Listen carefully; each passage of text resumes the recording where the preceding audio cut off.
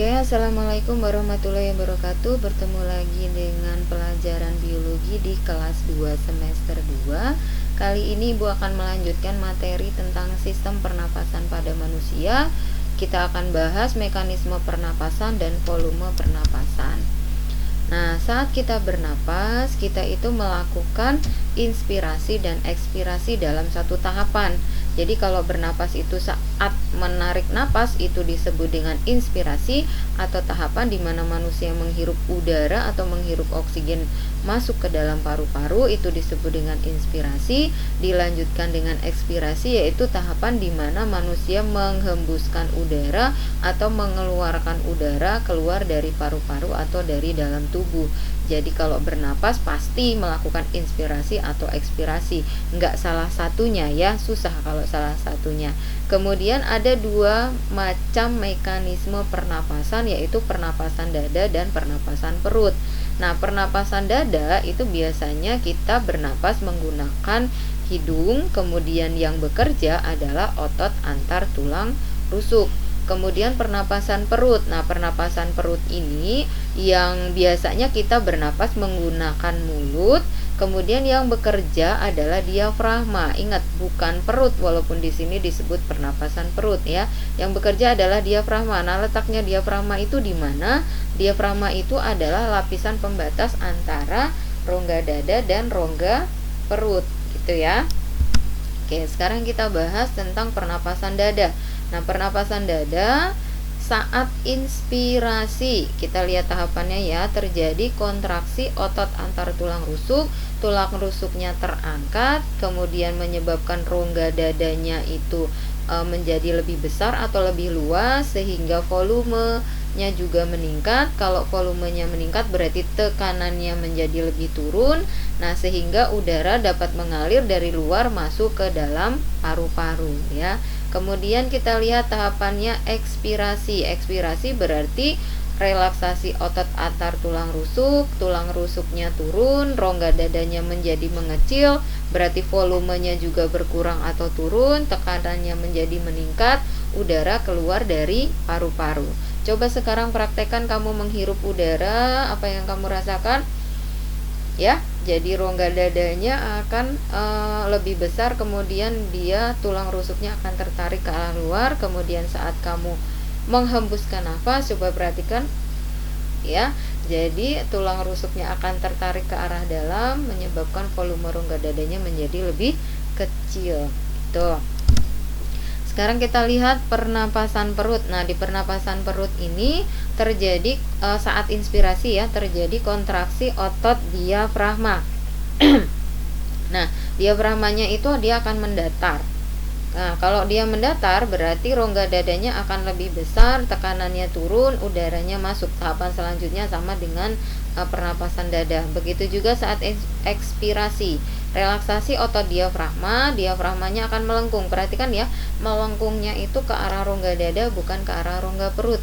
Ya, kalau dia melengkung ke atas menyebabkan volume rongga dadanya turun, ya tekanannya meningkat sehingga udara keluar. Nah, perhatikan gambar yang ada di sini. Ini pernapasan dada.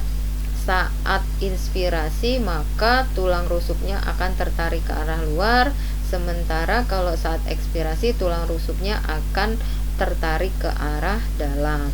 Kemudian perhatikan di sini pernapasan perut saat inspirasi, diafragmanya cenderung lebih datar ya atau mendatar, kemudian saat ekspirasi diafragmanya akan cenderung melengkung. Gitu ya. Oke, selanjutnya kita bahas tentang volume pernapasan. Nah, volume pernapasan yang pertama itu adalah volume tidal.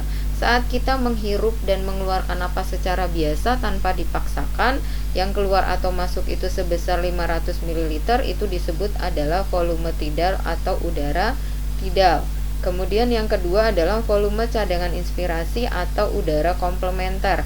Itu adalah udara yang sengaja dimasukkan ke dalam paru-paru secara maksimal atau menarik napas dalam-dalam, itu disebut dengan udara komplementer. Kurang lebih besarnya adalah 1500 ml. Begitu juga sebaliknya, yaitu volume cadangan ekspirasi atau udara suplementer, yaitu udara yang dikeluarkan secara sengaja atau secara maksimal dari paru-paru keluar ya ke lingkungan, sama besarnya juga 1500. Kemudian volume residu. Volume residu itu sebanyak apapun kamu mengeluarkan udara, masih ada aja udara yang tersisa dalam paru-paru. Nah, itu disebut dengan volume residu. Besarnya adalah 1000 ml. Kita lanjutkan dengan kapasitas vital paru-paru, yaitu adalah VCI ditambah VCE ditambah VT, volume cadangan inspirasi ditambah volume cadangan expirasi ditambah volume tidal. Maksudnya apa sih? Yaitu volume udara maksimal yang dapat dikeluarkan setelah melakukan inspirasi secara maksimal. Begini nih, saat melakukan latihan pernapasan, hirup udara sebanyak-banyaknya semaksimal mungkin, kemudian keluarkan udara sebanyak-banyaknya atau semaksimal mungkin. Nah, itu untuk latihan pernapasan. Nah, kurang lebih itu adalah 3500. Kemudian kapasitas total paru-paru yaitu kapasitas vital ditambah dengan volume residu. Besarnya adalah 4500. Kapasitas residu fungsional yaitu udara yang tersisa dalam paru-paru saat ekspirasi normal. Jadi kalau kamu mengeluarkan napas secara biasa, yang tersisa dalam paru-paru sebesar 2500. Nah, itulah materi kita pada hari ini. Coba kita lihat dulu ya yang ini nih. Nah, yang ini adalah diagramnya. Nah, diagramnya ini kamu perhatikan. Nah, ini untuk gambaran. Kalau nanti ada soal dalam bentuk diagram, kamu harus paham. Ini yang kecil-kecil. Nah, ini adalah volume tidal. Kemudian yang ke atas. Nah, yang ke atas ini adalah volume cadangan inspirasi. Yang ke bawah ini adalah volume cadangan ekspirasi. Kemudian yang paling bawah ini adalah volume residu atau udara sisa. Jadi ingat ya, kalau ditanya otomatis nanti ini nggak ada ininya, nggak ada keterangannya. Jadi kalau ditanya misalkan di sini X ini apa, nah kalian harus paham. Kemudian kalau kapasitas vital yang mana, berarti ditambahkan antara volume inspirasi, volume cadangan ekspirasi, dan volume tidal. Oke ya, semoga kalian paham. Tolong dipelajari kembali. Terima kasih. Jaga selalu kesehatan dengan 3M, menjaga jarak, memakai masker, mencuci tangan dengan sabun. Assalamualaikum warahmatullahi wabarakatuh.